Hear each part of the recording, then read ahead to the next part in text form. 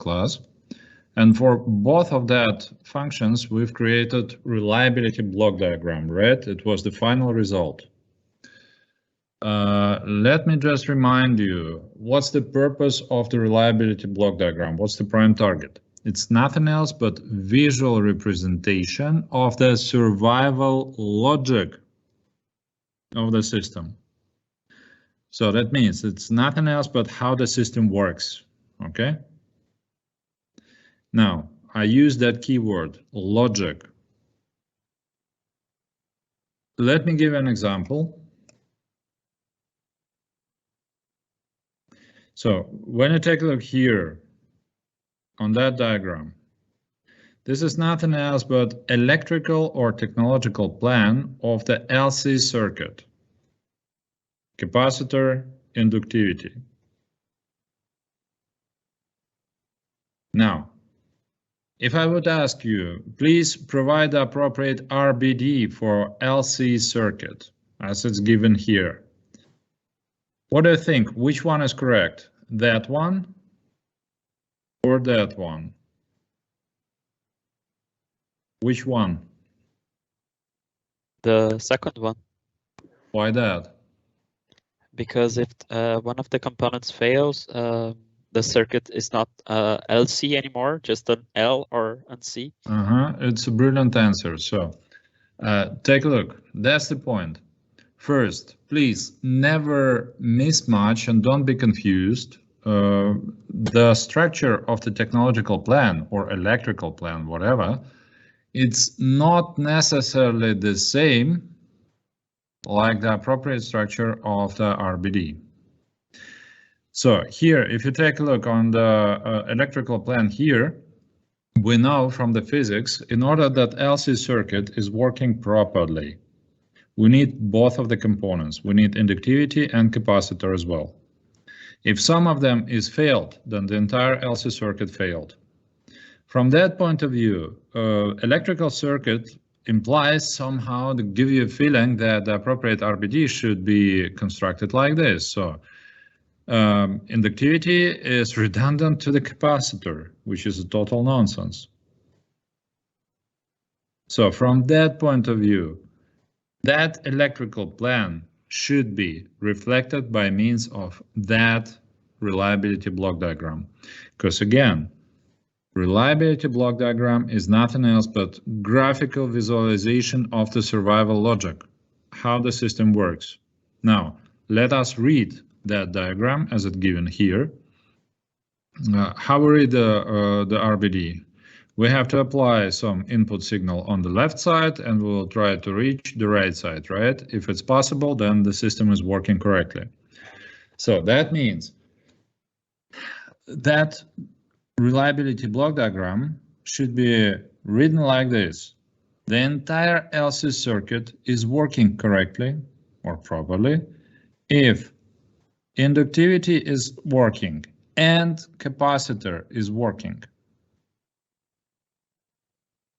And now, if you listen carefully, you already recognized in that phrase, I use some operator in order to describe the survival logic. Which one is it? And? Exactly. I said inductivity should be operational and capacitor should be operational. So that symbol here is nothing else but Boolean gate AND. Or vice versa. I can easily reflect based on that RBD, on that one.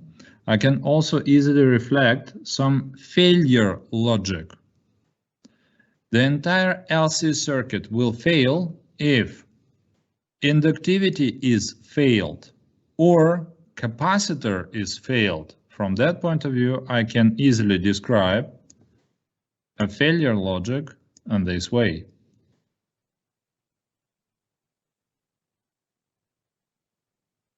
So here I have survival logic and here I have failure logic. Okay? Sorry, I have to mark it this way. So that means the entire system will fail if inductivity is failed or capacitor is failed. Quite clear?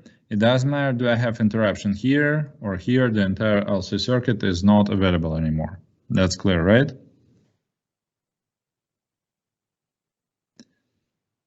Any questions right now? No questions. All right. So again, today we will working with appropriate Boolean expressions, formal logic all the time. What we need to know, we have to understand very important concept of the table of truth. And later on, we have to understand how to create minimal and necessary logical expression for, let's say, quite complicated logical functions by means of the appropriate KV diagrams, Carnot diagrams. But let us begin with a very basic operators. I'm talking about OR operator, AND operator, NOT operator. In this case, the situation is quite trivial and obvious. If I have an OR gate or OR operator, then I have typically two variables, two logical variables, A, B. In this case, I can create the table of truth by means of taking into account all of the possible binary combinations for these two variables, 0, 0, 0, 1, 1, 0, 1, 1. And then I will calculate the appropriate value of the OR function like this. If I have 0, 0, then the value of the function is 0. In all of the residual cases, the value of the function is equal to 1.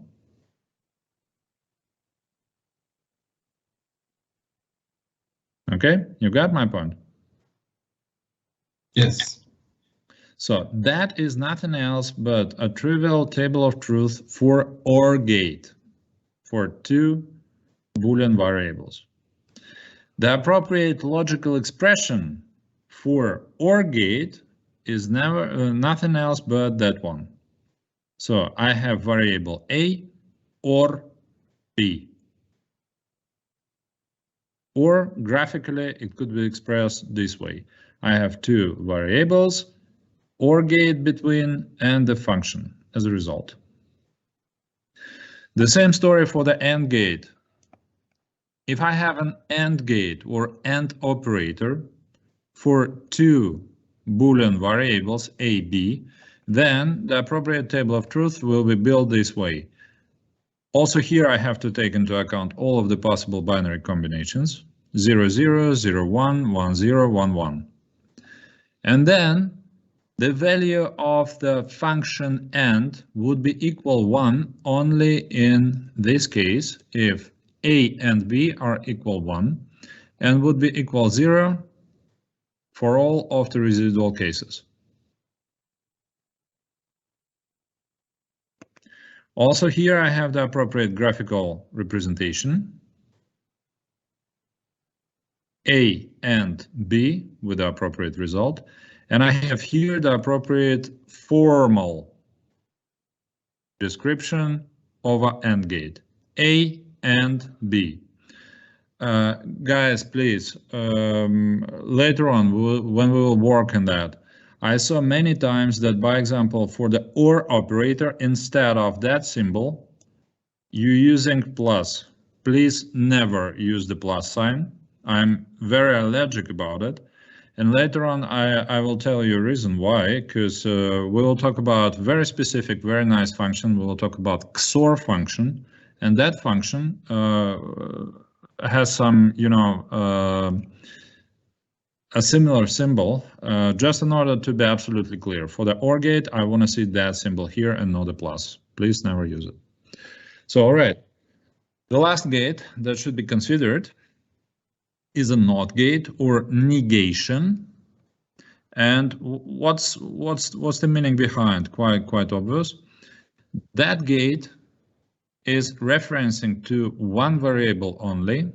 So in this case, the table of truth, it's nothing else but one variable, by example A, with two possible values, 0, 1.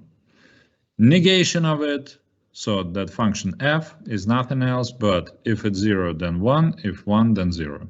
Quite clear, right?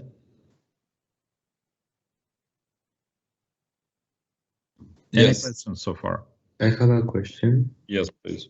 What does the line over the A letter means?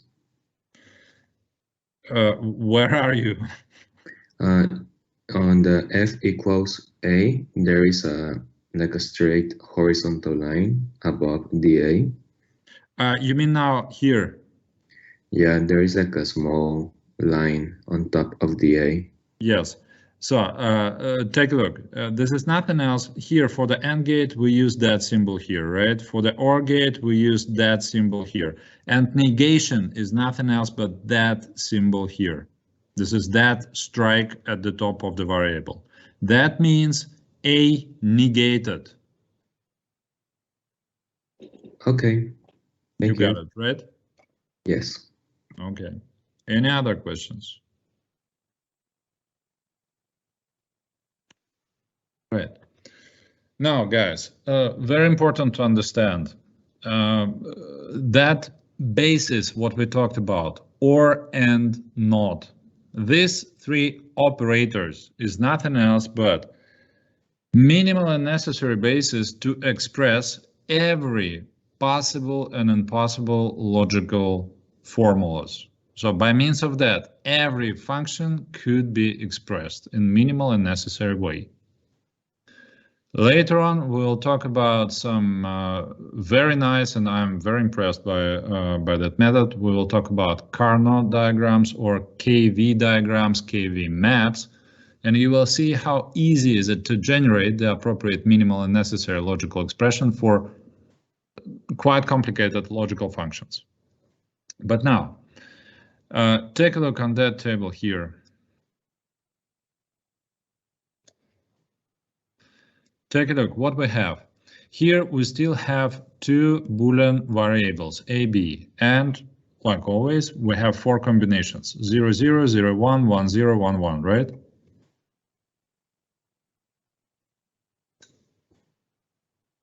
If you will now take a look on that table from that side, you can easily recognize we have four binary positions every time. Can you see that? We have every time four binary positions. And by means of that, we have all in one 2 to the power of 4 possible logical functions regarding two Boolean variables. Starting with all zeros, and then 1, 0, 0, 1, which is nothing else but negation of OR. Take a look and compare it with that function here. Here we have nothing else but the table of truth. I will just jump back to the previous slide, don't be confused. So take a look here. We have the table of truth for OR function, and this is nothing else but 0, 1, 1, 1. Get back. Here at that position, we have exactly the same table of truth, 0, 1, 1, 1. That means here we have the OR function, right? Now, imagine negation of that function. What should it be from the table of truth point of view? We have to negate every position of the table of truth for the OR gate, right? So that means if it's 0, it would be 1. If it's 1, it would be 0. So that means negation of OR is nothing else but 1, 0, 0, 0. 1, 0, 0, 0. Here we go. Okay, you got it? Yes. All right, then we learned about AND function, right? With the appropriate table of truth, 0, 0, 0, 1. Again, I will just jump back. Here we have the appropriate table of truth, 0, 0, 1. What will be the negation of AND? Of course, I have to negate the table of truth. It should be 111 and then 0. 111 and 0. And here we go. This is nothing else but negation of AND, or briefly written together, NAND. Okay? Negation of OR is NOR. Negation of AND is NAND. Now, very important, and this is the reason why I mentioned it already, that function here, XOR, or exclusive OR. That function is so important. First, that function is somehow brilliant and very useful for electronics. That function is absolutely brilliant and necessary for the digital failure diagnosis, because by means of that, and we'll talk about it in digital failure diagnosis in that course, by means of that we can easily define minimally necessary tests to detect and localize the appropriate failure inside of electrical circuits, inside of communication channels, inside of PLAs. So now, how to define the function XOR? Take a look into the table of truth for that function. That means the value of that function is 0 if the value of the input variables A and B are equal. So for 0, 0, it would be 0. For 1, 1, it would be 0 as well. And only if the values of A and B are different to each other, by example 0, 1, 1, 0, then the appropriate value of the function would be 1. Okay, you got it? Yes. Now, the same story if we have to negate the function XOR. So, by example, if I want to have negation of XOR, then of course I have to invert the values inside of the table of truth. So instead 0, 1, 1, 0, it would be 1, 0, 0, 1. So here we have the appropriate table of truth. So from all of that possible 16 functions, we will focus very strongly on the typical OR, AND, negation of AND, negation of OR, XOR function, and negation of XOR function. In order to be able to, let's say, modify complicated logical expressions, we have to know some rules, some transformation rules. I'm talking about De Morgan laws or De Morgan rules. Do you know what I'm talking about?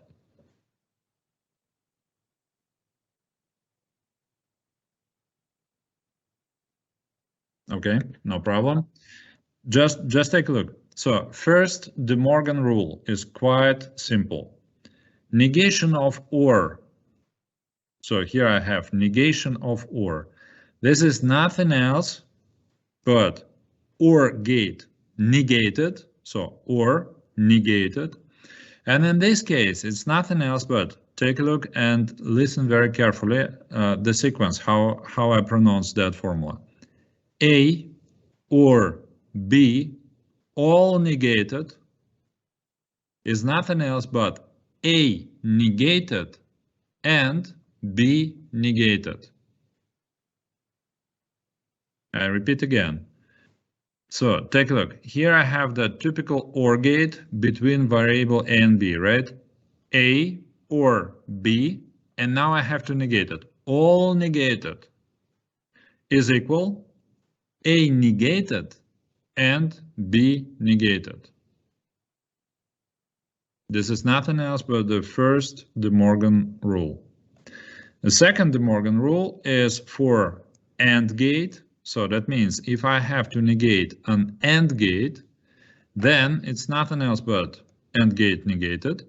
That means A and B all negated is equal A negated or B negated. You got it? Yes. Yes. All right, just in order to check. We have a lot of the exercises today, so guys, please try to work a bit faster, because it's necessary that everyone has a full understanding of what we are talking about. So from that point of view, I would prefer that you elaborate your solution as fast as possible. Let me know immediately, and then we'll start the discussion, okay? So now you are in that exercise here. What's necessary?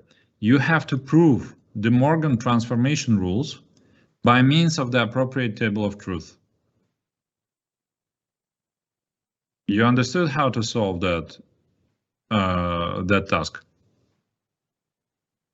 So actually, what I'm gonna do again, I have first De Morgan rule, which is A or B, all negated, should be equal, A negated and B negated, right? So what I will do, I will create the table of truth. So A, B, here is my original function, that one. So by example, I will create in the next column or A or B, and I will write down, so here I have 0, 0, 0, 1, etc. Okay, and here I will write the appropriate values. Typically, the values from the table of truth for the OR gate. So in the second column, I have to create the result A or B all negated. Here I will get some values as well. And then finally, I have to create a column for that expression here. Okay, you got my point?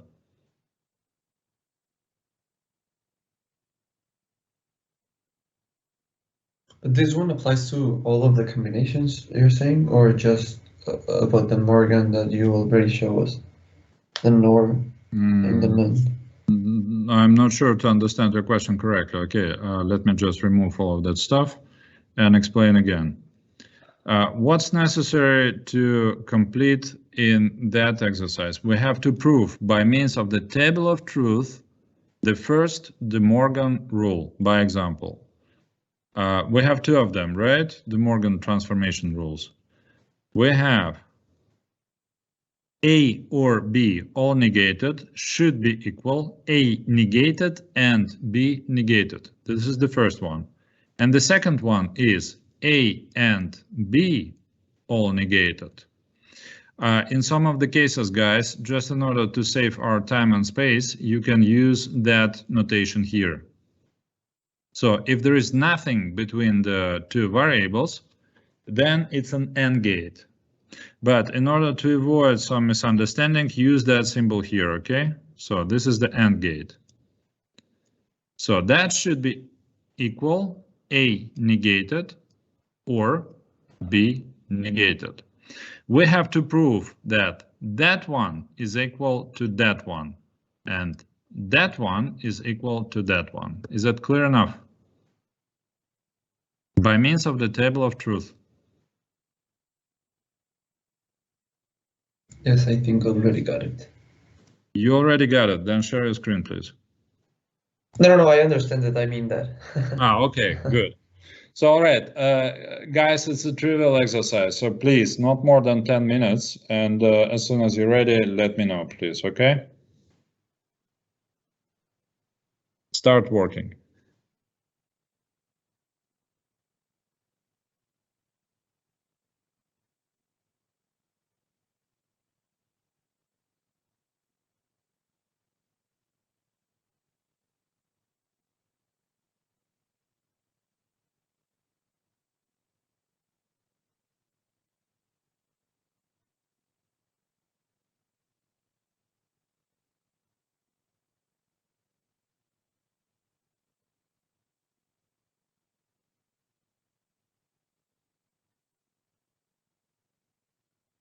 That diagram here, so I will remove everything. So, all right, what's the current task? We have to prove, or better to say, we have to express A XOR B by means of the basic operators, right? So also here, I will take first the table of truth into account. So 0, 0, 0, 1, 1, 0, and 1, 1. Now, A XOR B. I know that the table of truth is 0, 1, 1, 0. Now, take a look. In order to get your expression, and you said that would be equal to A, not A and B, or A and not B. That was your answer, right? Yes, that was. It's okay, it's fine. So how to get, by example, that combination here? Just take a look and focus on that part of the table of truth. What do we have here? The value of the function would be 1 if I have the combination 0, 1 or 1, 0.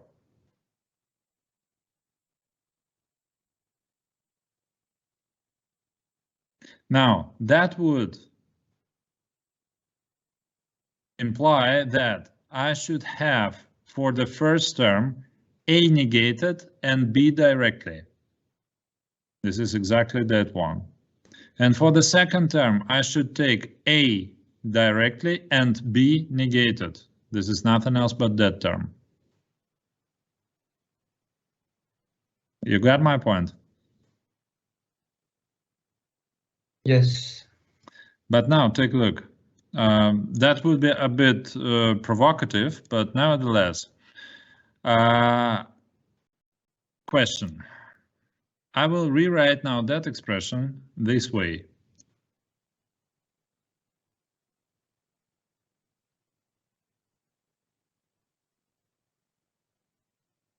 So that means a XOR function is nothing else but A or B, and, so here's an AND, because there is nothing in between the brackets, you see that? So AND gate.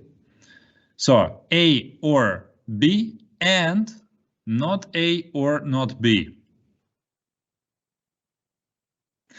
Actually, you can ask me, obviously it's wrong, because that expression here and that expression here are not identical, right? They have different structure. The question is that really true, or maybe they are equal? How to prove it?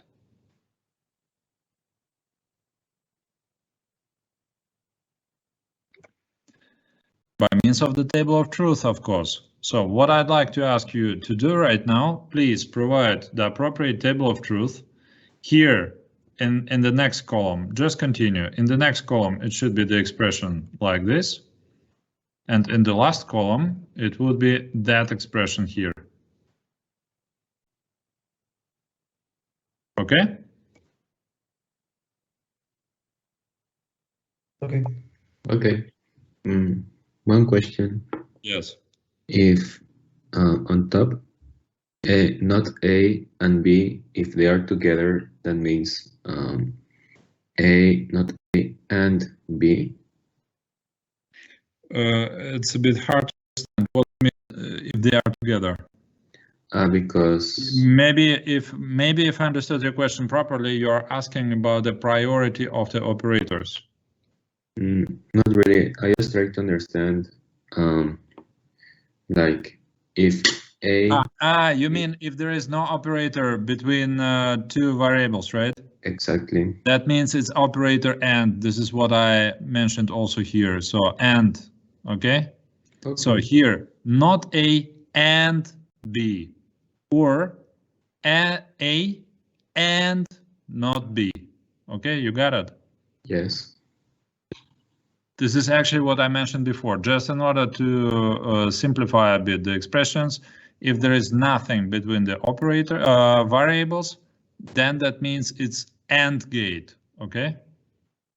Okay, thank you.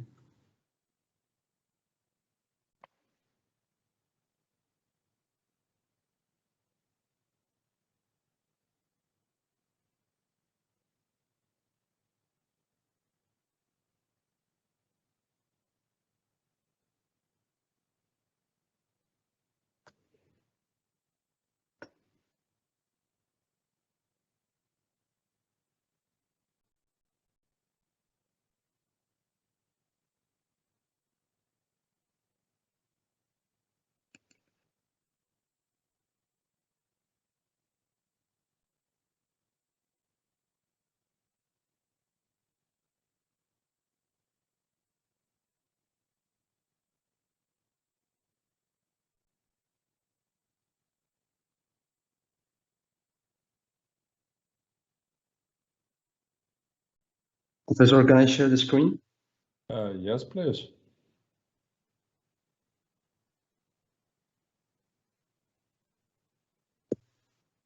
Here we have like the solution we came with. So, all right, a bit zoom in, please. Yes, and It's okay. So now, if I understood correctly, what you did, you considered the table of truth for original function for the XOR, okay? And then you just calculated the appropriate expressions, right? Taking Yes. into account the values for A, B. Yes. And in both of the, so first you considered not A and B or A and not B. And in the second half, you consider that expression from E, which means A or B in brackets. That's very important to have here the brackets, because these two terms are connected to each other by means of AND gate. If I would skip the terms, I will get wrong expression. I will speak about it later on, but right now, be careful. It's very important to have the brackets. So now, you've got a brilliant result because you proved by means of the table of truth that both of the expressions, not A and B or A and not B, and the second expression is A or B and not A or not B, are identical to each other and they are equal to the original XOR function. We've got the proof by means of the table of truth, right? It's quite obvious. But let me just share my screen. We have to accelerate a bit, and I just want to explain in all of the necessary details. Guys, if you have any questions, then please ask now, because that material is important. We will use that stuff very often, and you should be absolutely clear of what we are talking about, okay? And what we are about to do. So let me just calculate that situation. So first, I'm about to calculate that expression here. For 0, 0, what should be taken into account? 0 and 0, or 0 and 0 negated, right? So that means it's nothing else but 1 and 0. So here we have and, if there is nothing in between. 0 and 1, which is 0 or 0 equal 0. You got it? The same story for the second row. So what I have 0 negated and 1, or 0, 1 negated, which is, here I have 1, because 1 and 1, or 0 and 0, which is 1, or 0 is 1. If you have any questions, that please ask right now, okay? If something is not 100% clear, ask immediately. So, third row, 1 negated and 0, or 1 and 0 negated is nothing else but 0 and 0, or 1 and 1, which is 0 or 1, 1. And finally, 1 negated and 1, or 1, 1 negated is nothing else but 0 and 1, or 1 and 0, which is 0 or 0 is 0. So first, here we've got the proof that that expression here is definitely the same as the expression for the original function x or b, because we have the same value inside of the table of truth. See that? Was it clear? Yes. Yes. Now we will proceed in exactly the same way for that expression here. So that means, but now again, it's very important that we have here the brackets. If we wouldn't have brackets and we have the expression, by example, like this, and now and, so that symbol, A negated or B negated. In this case, that should be calculated as the very first. So that means instead of A or B, I would calculate B and A negated. And because of that, I will get the wrong result. You got it? So that is wrong. All right, what should be done here? Absolutely the same story. So first row, 0, 0. That means here in brackets, 0 or 0. And 0 negated or 0 negated. What is that? 0, 0, 0.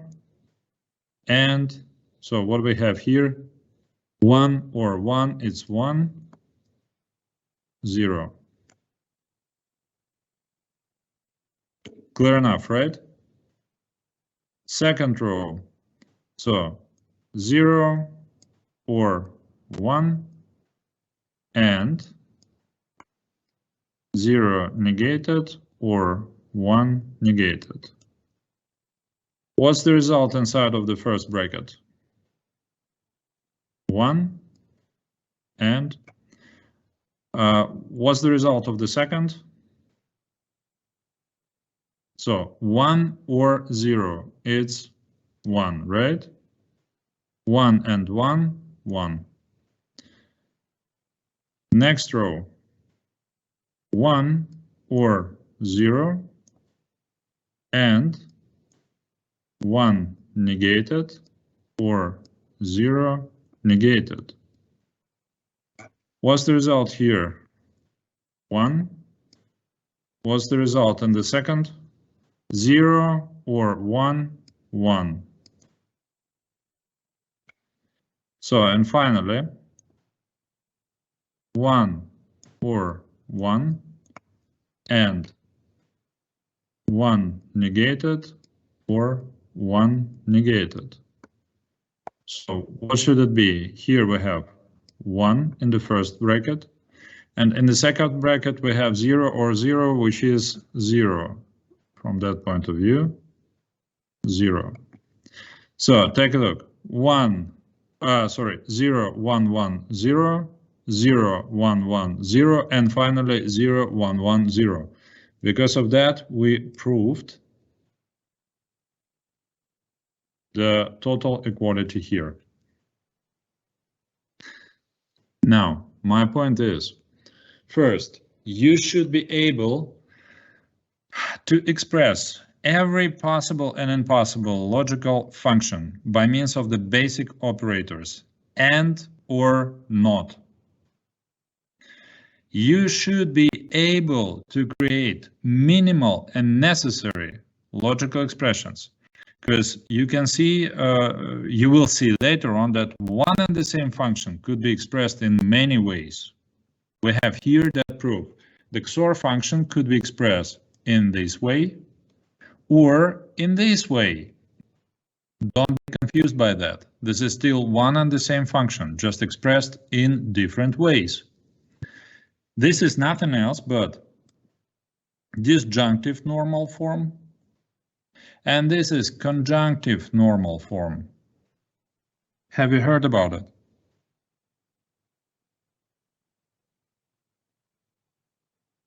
If you didn't, it's not a problem. Just keep in mind, we have disjunctive normal form and conjunctive normal form. What's the difference? Quite easy to explain. Disjunction means big OR gate between the single terms. This is the first term, second term. Now better to remove and jar. So take a look again. When I'm talking about DNF, that means disjunctive normal form. That means that the terms, first term,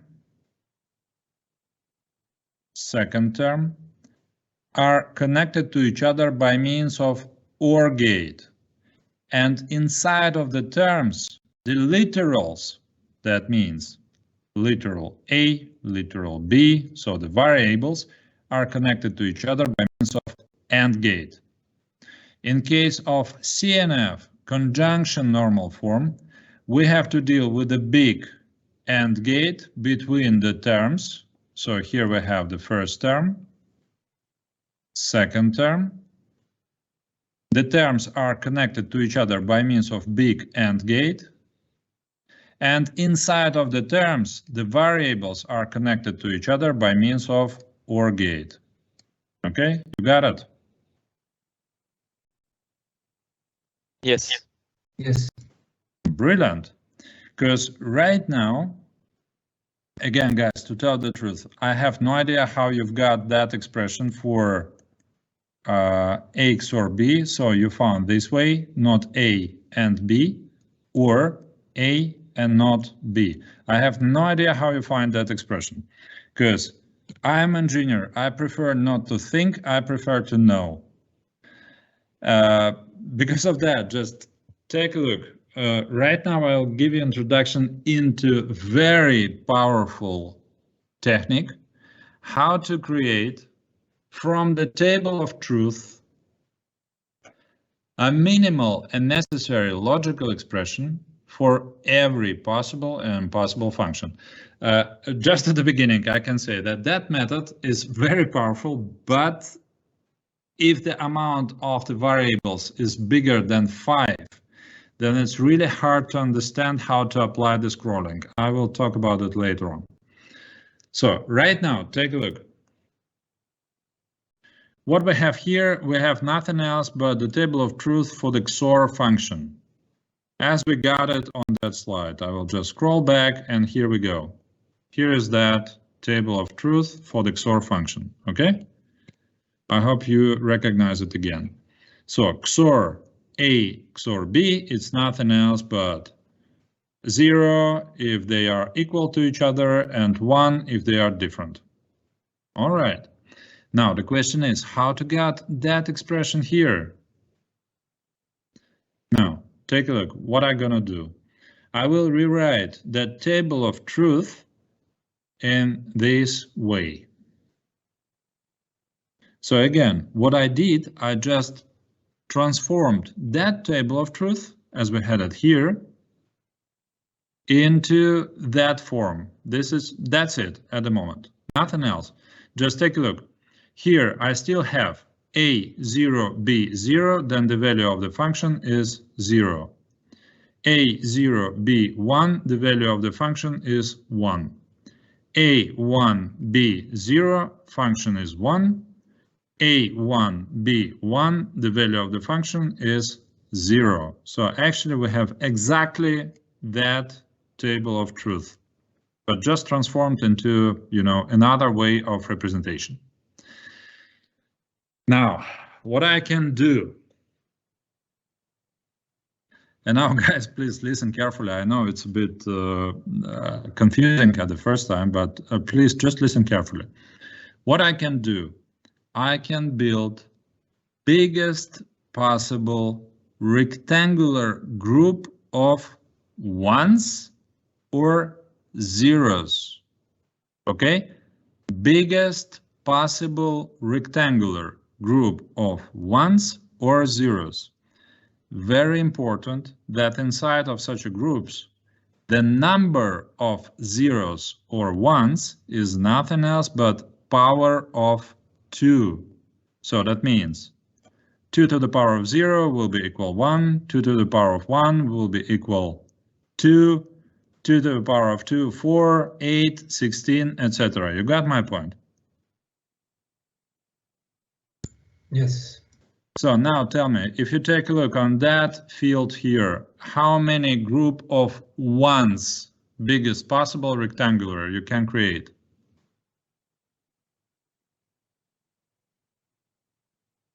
That would be the first, and that would be the second. So I have 2 groups.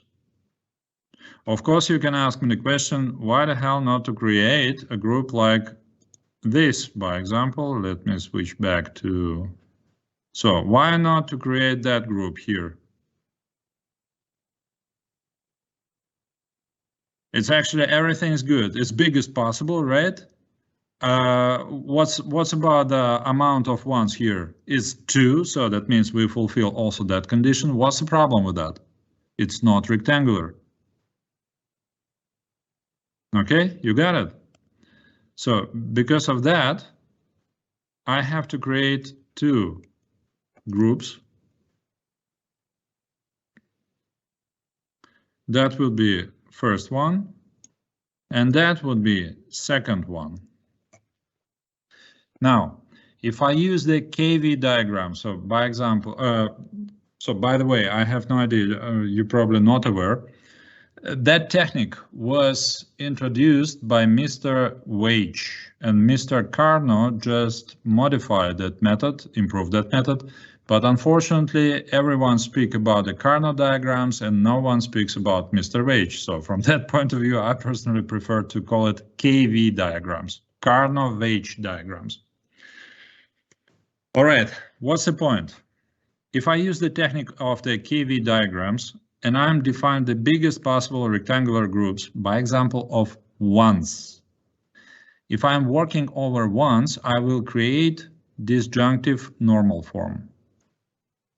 And I hope you remember from that previous slide, if we have to deal with the disjunctive normal form, then all of the terms are connected to each other by means of big OR gate, and inside of the terms, the variables would be connected to each other by means of AND gate. Now, take a look. If I'm working over that group here, when I will get that value for the function, I will get that value if A is 1, B is 0. So that means the first term is nothing else but A taken directly, because it's equal 1, and I have to invert B, because the value of B is 0. In order to get here 1, take a look.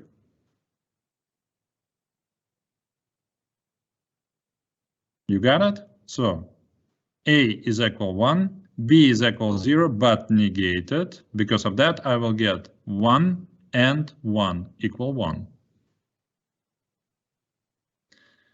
I have created a first term. So now I'm about to create the second term because I have 2 groups. The terms should be connected to each other by means of OR gate. Now, when I will get that value of 1 for the entire function, I have to take A negated because it's equal 0 and B directly because it's, B directly.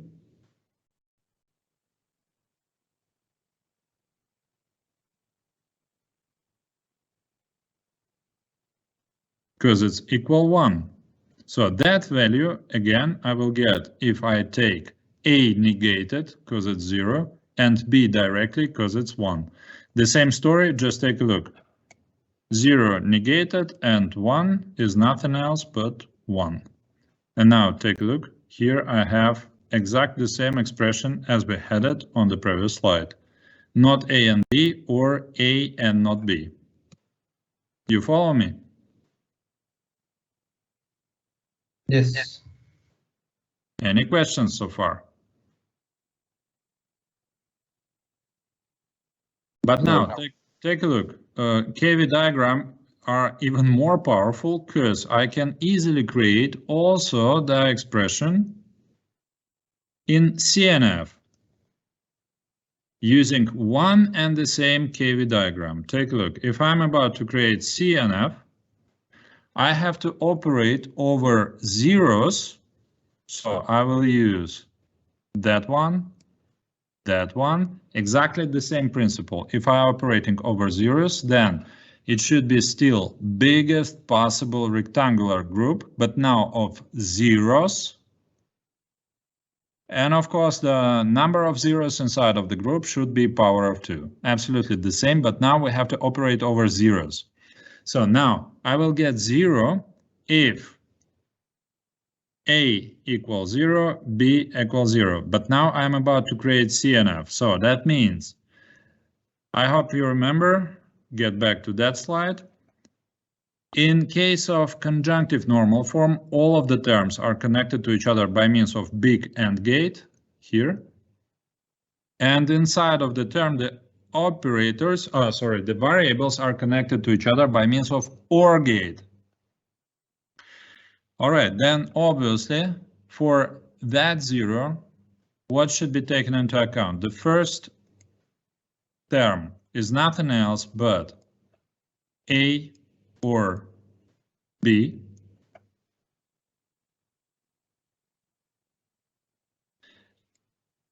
Now I'm about to create the second term, and that would be that one. So that means here A equal 1, B equal 1, I have to negate it. This is the only difference between CNF and DNF. So again, for DNF, guys, please, a maximum concentration. I know it's a bit confusing, but listen carefully. If I'm about to create DNF, disjunctive normal form, I have to combine the terms by means of big OR gate, and inside of the terms, variables are connected to each other by means of AND gate. If the value of the variable is equal 1, I have to take that variable directly. If it's equal 0, I have to negate it. Easy game.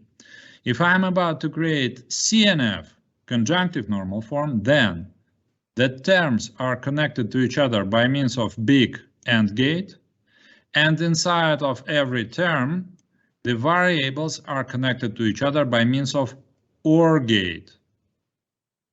If the value of the variable is 0, I have to take it directly into account. If the value of the variable is equal 1, I have to take it negated into account. That's it. Was it clear enough? Yes. All right, then let me jump back. Next exercise is here.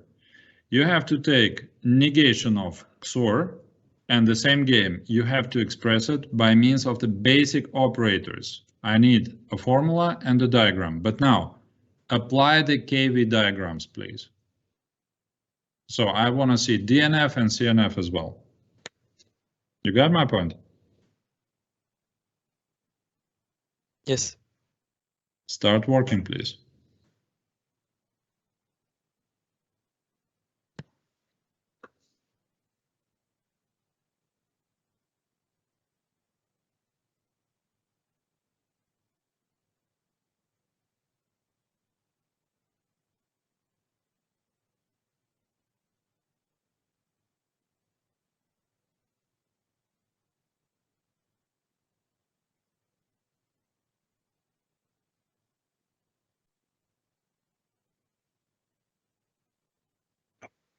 So.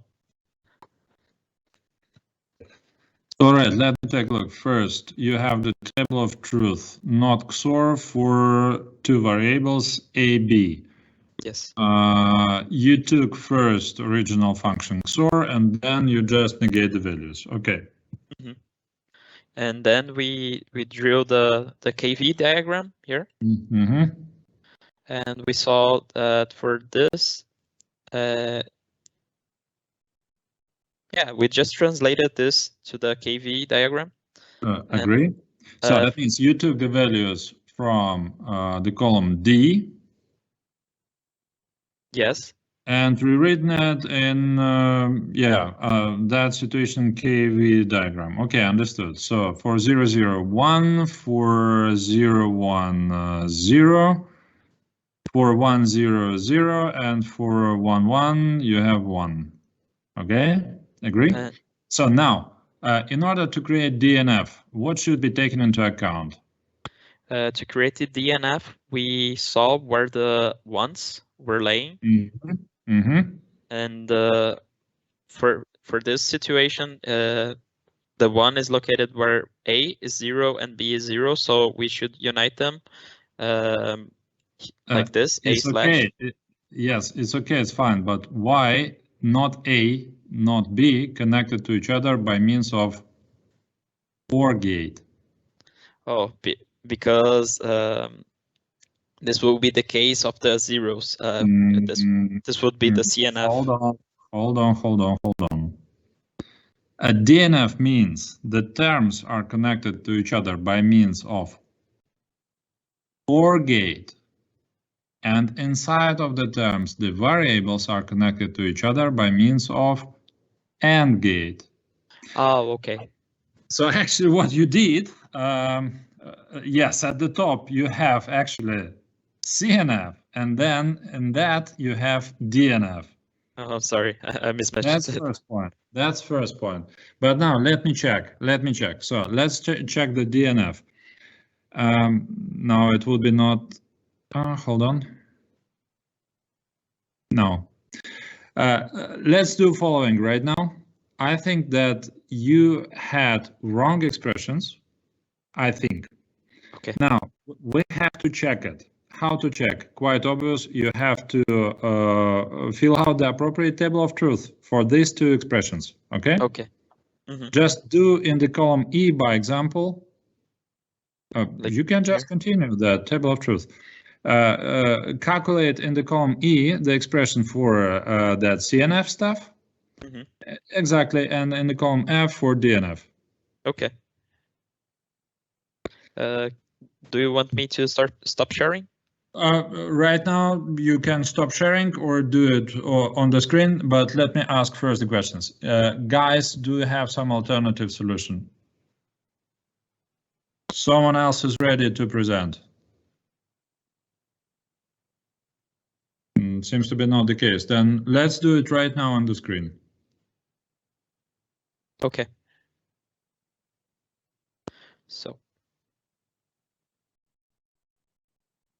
well, this will be hard to do just by looking. Okay, if you are more comfortable, then stop sharing and just present the results later on. Okay, so I'll just discuss with Amit and Veritsa. No problem, take time. Okay.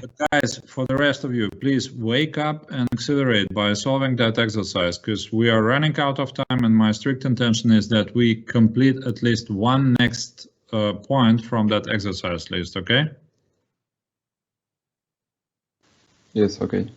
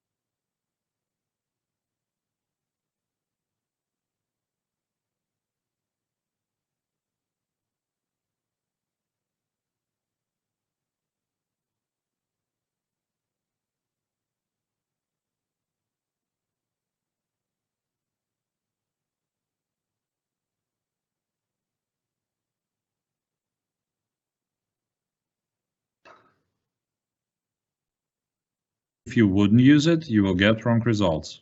Okay? You got it. Guys, any questions about that?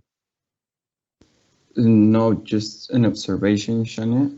I think there's a mistake in cell number I1. I1. It's the same that H1. Oh yeah. Wait. Yeah, and J1 also.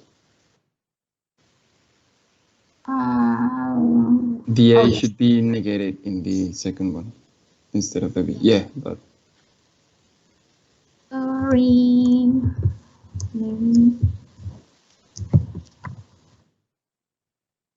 Thank you.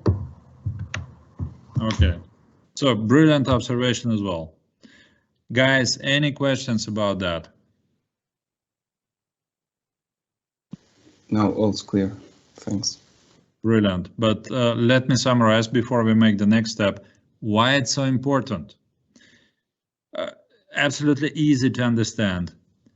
By means of that technique, a combination of the table of truth and the appropriate KV diagrams, we will create very easily the appropriate logical expression for survival and failure function for the appropriate RBDs.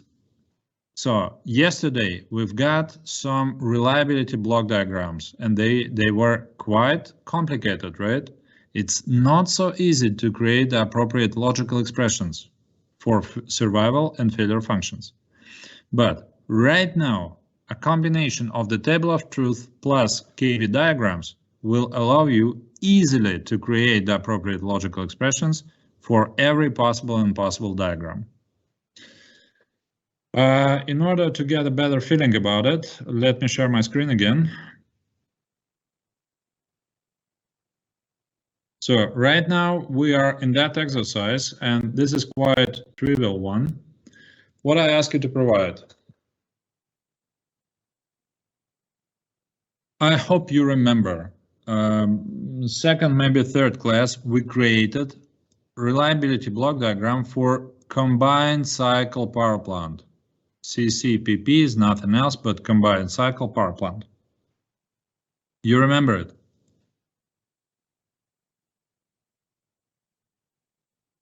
Yes. So let me remove some unnecessary stuff here.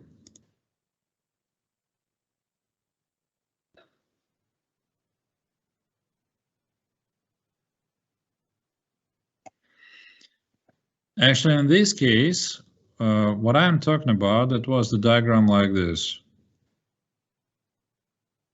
Gas line, and steam line. I hope you remember it. So now, what I ask you to provide for that ref RBD, first, create a table of truth for survival and failure function. And then from that table of truth, you have to generate, by means of the appropriate KV diagram, the logical expression for survival and failure function. You got my point?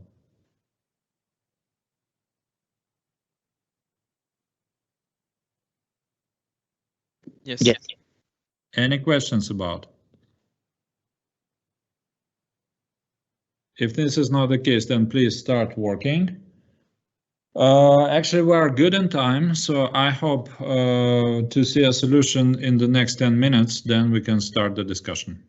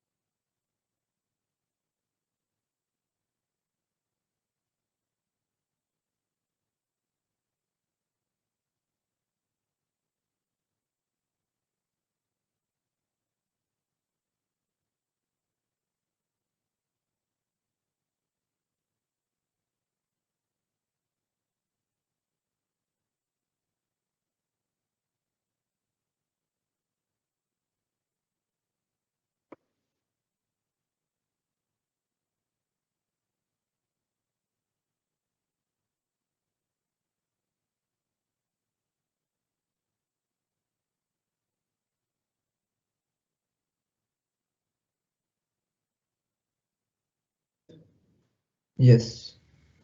What's the value of the variable GL? Could you please zoom in? Yes, yes. Okay. What's the value of the GL? It's 1, right? It should be taken directly. And what is the value of SL? 0, so it would be... Why 0? It's 0 or 1? Oh, no, I mean, like the column where it's located, right? Isn't it supposed to be Okay, that? probably this is the reason of your confusion. Okay, I got it. Let me share my screen right now, just in order to give you a better feeling how to solve that situation. You can see my screen right now, right? Yes. All right, let me jump to that slide here. I will remove all of that material. It's not necessary anymore. And I will quickly draw that rough RBD. So gas line, steam line. Okay, so now table of truth, gas line, steam line.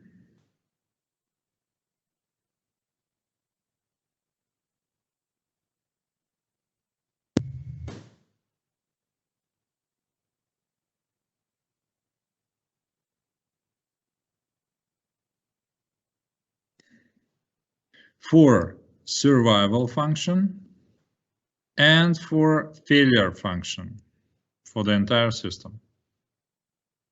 Okay, so we know already the appropriate values. And you can imagine, so here we have again survival function, here the failure function. Failure function is nothing else but negation of the survival, quite obvious. So right now I will create the appropriate Carnot diagram.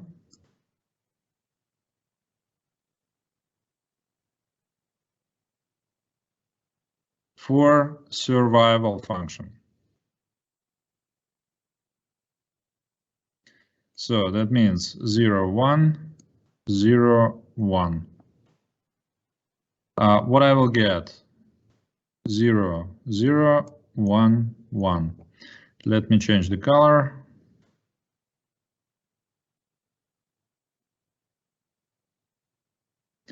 All right, you define that as biggest possible rectangular group, right? Now I'm about to create a logical expression for survival logic based on that group. So that means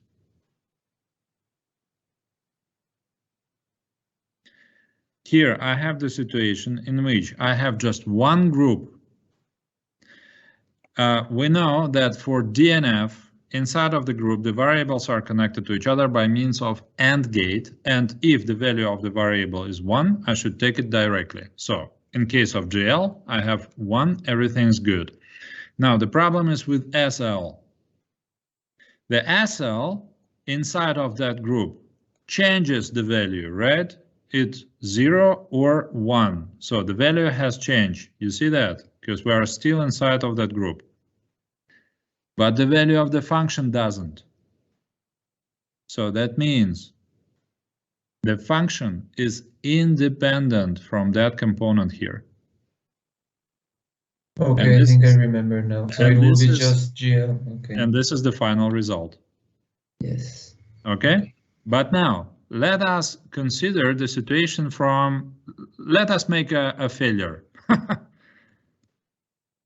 All right, I will now make a failure. Oh, damn it, okay. Just let me restore the k-width diagram. So it should be 1. And change the color again. So I will still operating over ones, but now I will make that failure. I wouldn't make that biggest possible rectangular group. Instead, I would say, all right, this is my first group, and this is my second group. Okay, actually it's an error, but let's see what happened. So right now I have two groups, right? Can you follow me? Yes, yes, yes. Yes. So that means I will get two terms. And the first terms means GL1 as L0. So that means I have to define it this way, GL and SL negated. So here I have that AND gate. That is my first group. Or, because I am working on ones, I'm about to create DNF. What about that second group? It's nothing else but GL and SL.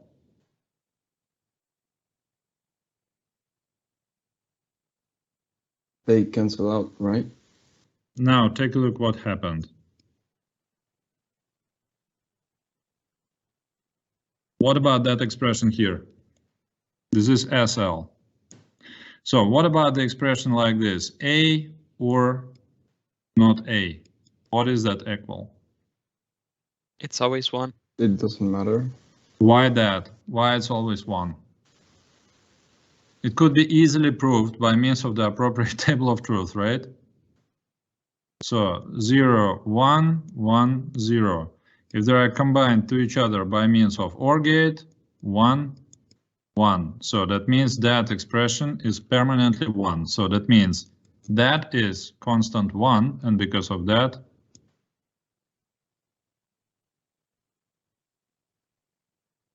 you got it?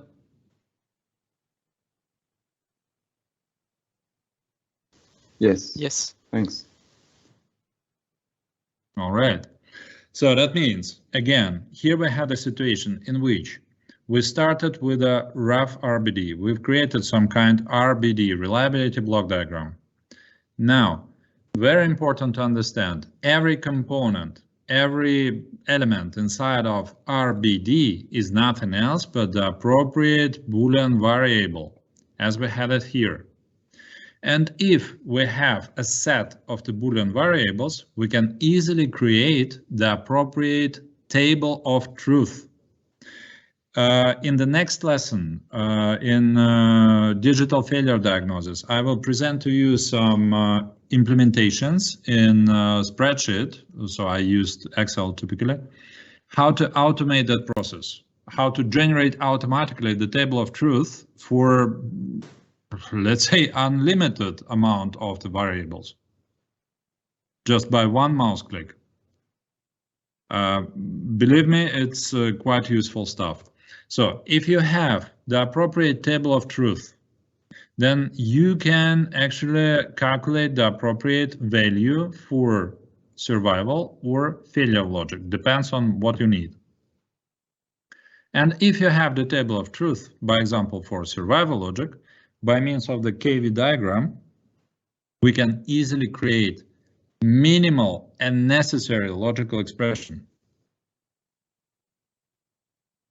Why it's so important to have minimal and necessary logical expression? Because hopefully on Monday, we will start working with failure and survival trees. It's a very powerful technique to visualize the logical expressions and to calculate the results. And of course, as simple the original logical expression is, the simple would be the structure of the failure tree or survival tree, depends on what you're gonna to calculate. It's very important to have minimal and necessary logical expression. So second observation is, if you're working with a KV diagram, it makes sense to build biggest possible rectangular group. So as we did it in the first case. In this case, don't be confused. If you have the group like this, and one of the variables changes the value, then that variable should be neglected, because the value of the group does not depend on that variable. And here, in that situation, we've got also the proof for that approach. You remember I said we will make some mistake and say it of instead of to build the biggest possible rectangular group, we'll build two groups. And you saw by means of that you will get exactly the same result. Guys, do you have any questions? I know that's a bit confusing, especially if you do not have any previous experience with that. From that point of view, seriously, guys, please read the script. Everything is described there. Read the script, the chapter formal logic. Please, you have to understand that material absolutely, because we will use that for the rest of current class, and even more intensive, we will use that approach in digital failure diagnosis. Any questions right now? How do you do the DNF? Again, please. How do you make that DNF in this one? For that example, you mean? Yeah, exactly, for that example. All right, maybe it's necessary to repeat the steps, right? Because you're a bit confused, I have such a feeling. Yeah. So let me just erase that. Should I keep that result here, or it's confusing for you? I would prefer if we can start it again. Okay, just from scratch, no problem. So I will remove that, and that one. Okay. So we are focusing right now on that table of truth. You see my red frame, right? Yes. Do I have any questions about that table of truth? No. Okay, brilliant. So now I have that survival function, and I want to have the minimal and necessary logical expression for that survival function, because right now I have just a table of truth. It's good, but not good enough. I want to say a formula, okay? So from that point of view, what I will do, I will rewrite that result here in form of KV diagram. So what should be taken into account? I should have all of the possible binary combinations between GL, SL. So here, GL, SL, 0, 1, 0, 1.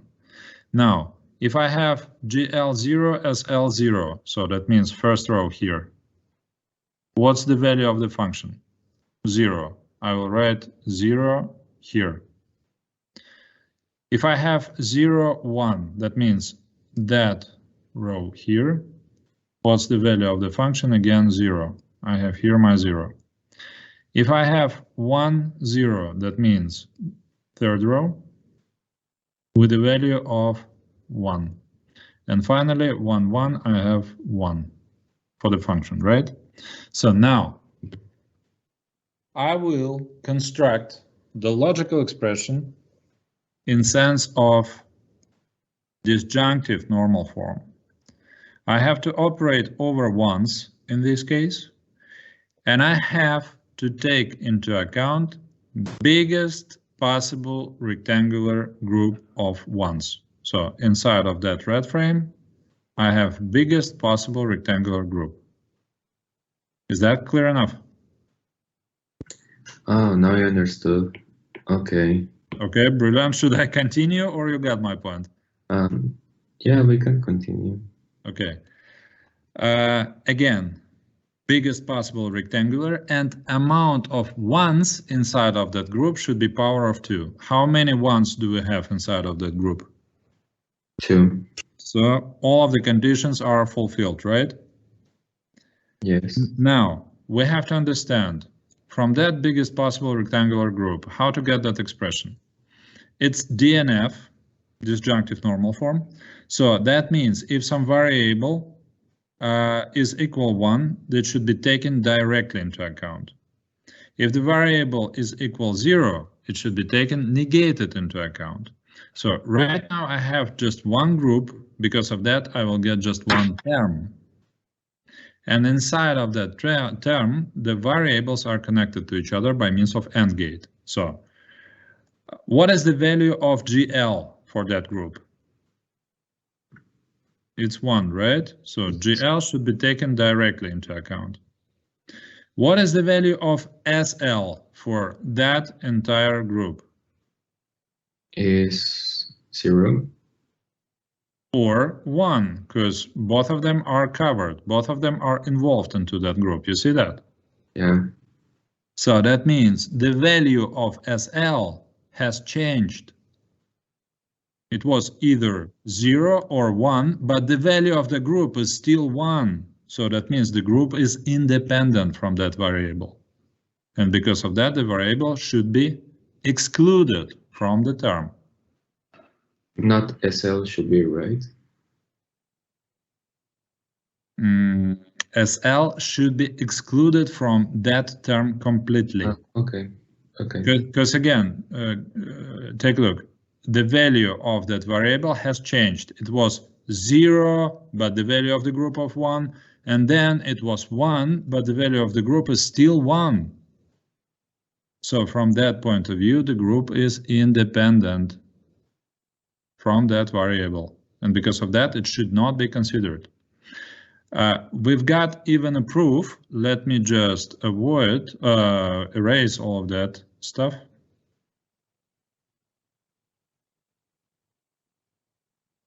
So, damn it.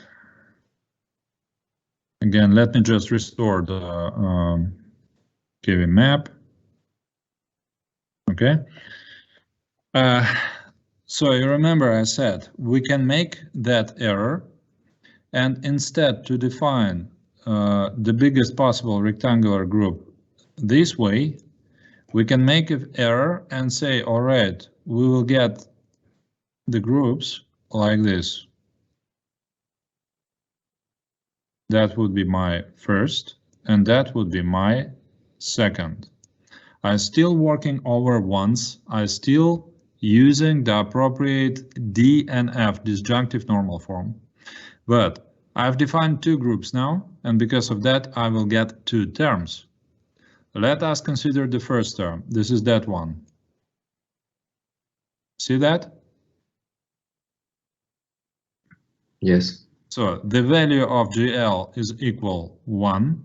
The value of SL is now equal 0, right? So that means SL should be taken, negated into account. That is nothing else but my first group. So now I have the second group, which is that one. See this? Yes. The value of GL is still 1, so that means GL should be taken directly into account.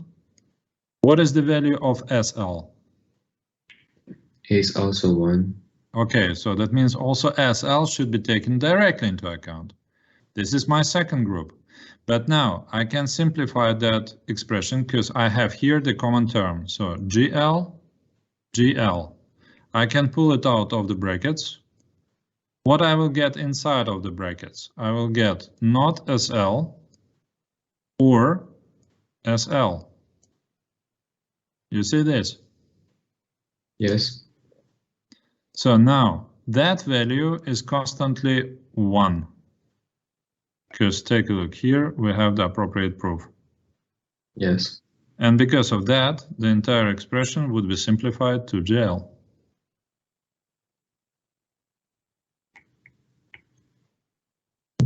Perfect. Is that now better clear? Yeah, much clearer. All right. So guys, let me check the time. We have 12 minutes.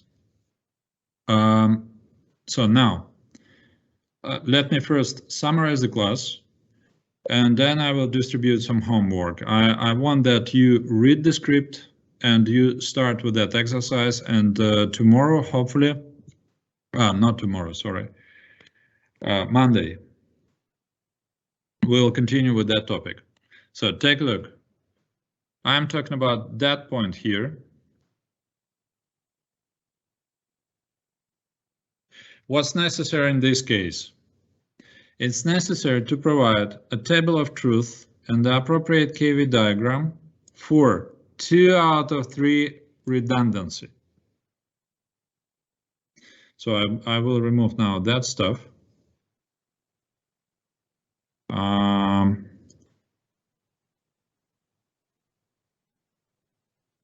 So that means, take a look. We have 3 components, or let's say subsystems, whatever it is. and they are organized as 2 out of 3 redundant to each other.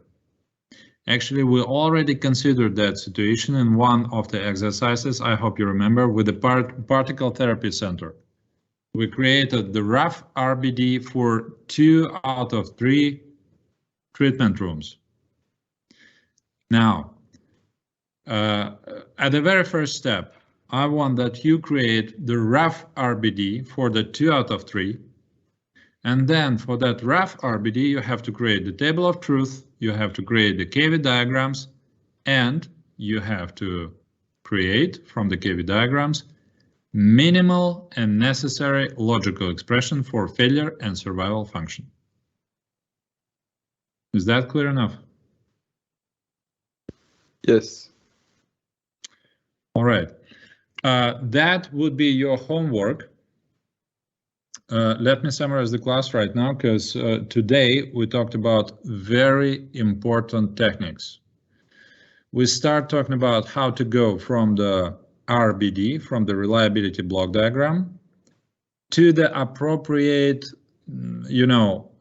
models which will be used for quantitative kind of analysis, because RBD, reliability block diagram, is nothing else but a basic model for qualitative kind of analysis. By means of the RBD, unfortunately, it's impossible to calculate the numbers. So from that point of view, we have always 2 steps. First RBD, and then extend the RBD or go from the RBD to the appropriate models which could be used to calculate the numbers. I'm talking about failure and survival trees. So that means we need a bridge between qualitative and quantitative analysis, and that bridge is nothing else but the formal logic or Boolean logic, Boolean operators. Today we've got a very short introduction into the Boolean algebra. We considered the basic operators, basic Boolean operators. I'm talking about and or not. Then we saw that by means of the basic Boolean operators, we can create much more complicated functions. By example, XOR or negation of XOR. We saw the appropriate table of truth, and we saw how to go from the table of truth to the appropriate logical expressions, to the formulas. That transformation could be easily done by means of the KV diagrams. Every logical expression could be written in form of DNF or in form of CNF, so either disjunctive normal form or conjunctive normal form. Actually, there is no difference between these two. It's always the question of the complexity of the expressions. Just imagine, if inside of the KV diagram you have more ones than zeros, what you will choose? Which one, DNF or CNF? Can you repeat, please, the question? Only the question. Just imagine if you have some KV diagram and you have more ones inside than zeros. Which one you will choose, CNF or DNF? The CNF? CNF. Obviously, because in this case you have less, obviously, less groups, less variables, and because of that your expression would be simpler. Okay? This is always just a question. What is now easier to do, DNF or CNF? Easy like this. Because again, from the table of truth, and we saw multiple proof for that in the previous exercises, we saw it doesn't matter, is it CNF, is it DNF, from the table of truth, it's one and the same result. All right. Do you have any questions about the class today? No.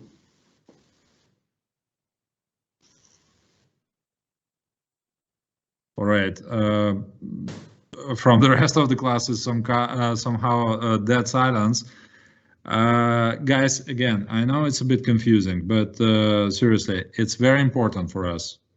So from that point of view, read the script and try to complete that exercise, the point number 4 that I mentioned here. Consider it like your homework, and we'll start with that exercise Monday. Okay, thanks.